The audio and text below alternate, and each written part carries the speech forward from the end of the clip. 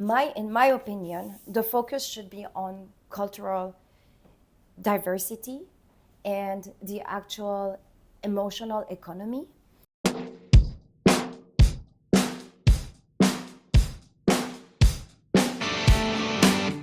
集まり観光の深い森、今日はクリルプリベのカトリーナさんに、お話を伺いたいなと思っております。Hi everyone, my name is Katrina Hunziker. I come from Geneva, Switzerland. So I graduated from the Hotel School Management in Geneva. And back at that time, I was in charge of the diplomatic affairs at the Intercontinental Geneva. I worked for 15 years in the hospitality industry. And what brought me to Japan is actually the luxury and lifestyle, the hospitality industry, and opening a new hotel in Japan, in Tokyo, actually.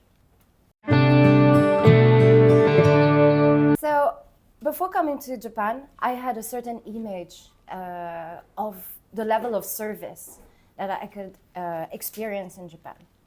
And nowadays, and especially post-COVID, I could see now, the bustling tourists coming and visiting Japan. So I also see right now the difference between before and now, how the Japanese service is actually adapting to the numbers of tourists coming.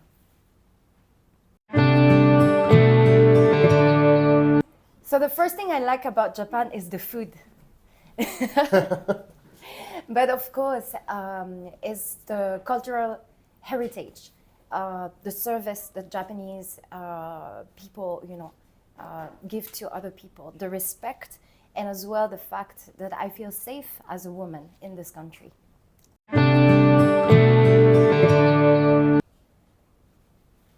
Okay, so omotenashi is actually the Japanese concept of hospitality. It has deep cultural roots and has personal dedication in the service. So for example, arrangement of food or welcoming people.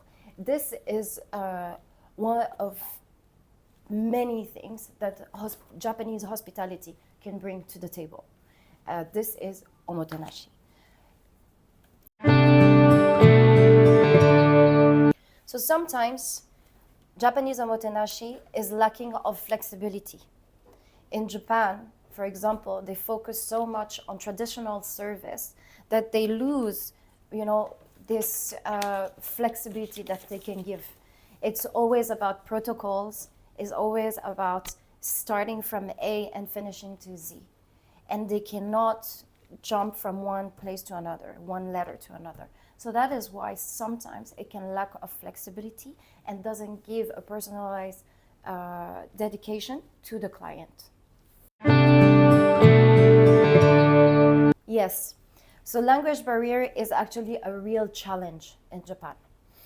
Even though it's really open to tourists and they do make a lot of efforts in the English language, the proficiency of English level is not high enough in some of the very high-end luxury properties that we can find in Japan. The staff is trained to understand and accommodate a wide range of cultural people. This is how European international, companies or how they work on cultural diversity. It is actually, we can really compare it to Japan. When you, for example, enter a hotel, you go inside a hotel like in Europe, there is like a range of different people. If you arrive in Japan, mostly, the staff are Japanese. So this is already like a first step in terms of like how they handle it. For example, 51% of the global market, so global market share in Europe is from the international tourism, and they're gonna reach $1.63 billion by 2028. $1.63 billion by 2028. So this is to show how strong the international tourism is bringing to Europe.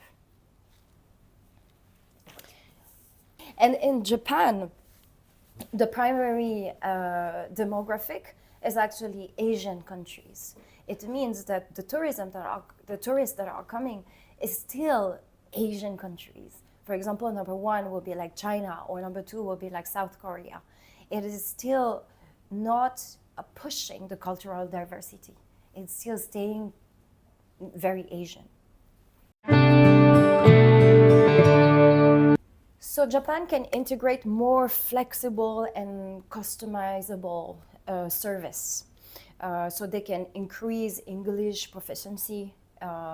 They can also hire more international people, which will push the cultural diversity. So this will also blend the traditional hospitality of Japan and also mix it with the international one.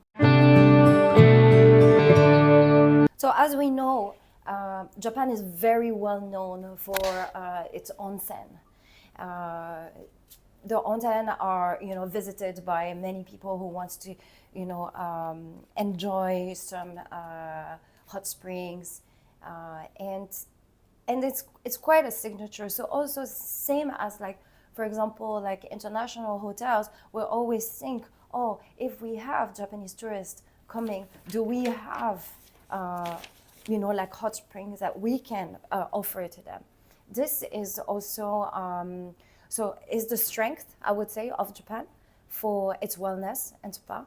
And then in Europe, they're more modern, I would say, by offering holistic programs in their spa, etc. So this is more, it's a different point of view, it's a different way of, enjoying wellness. So the first expectations that tourists are expecting when they travel to Japan is actually they're seeking for the experience of seeing the respect that's which is so well known for the Japanese culture, the modesty, the attention to details. These are very the high points that Japan in their own tenashi can bring to the clients. Okay, so in conclusion, there is growth in adaptation, in adapting and evolving in Japan in today's new luxury, the Japanese luxury travelers. In my opinion, the focus should be on cultural diversity and the actual emotional economy, which they need to actually educate themselves more in how the other countries are actually growing their wealth. And the focus should be on what does Japan wants to prioritize, in terms of how they want to bring their tourists to Japan. What will be the first thing to prioritize? Will it be the cultural diversity? Will it be the emotional economy? It has an impact, and to have this impact, they need to open up and mix their cultural deepen knowledge with the global market and global service, and learning, educating more about the global service. So one more thing is that Japan is an island nation country. It means it's isolated, and it makes more difficult to make it more diverse, of course. And this is maybe one of the most challenging points of Japan. Europe, for example, has so many countries, different countries, they're all together. And for example, they even have the Schengen pass, where all the different countries in Europe can travel with it and use the same money. So if you travel to Japan, you only travel to Japan and it's only like the yen, the Japanese yen, for example, right? So this is the challenge, the main challenge, but also like the message here is what does Japan wants to prioritize in order to grow, in order to grow their wealth, the wealth of the country, understanding how the tourists, can visit it more, or how can they bring more, and how to connect omotenashi to the global service. ありがとうございます。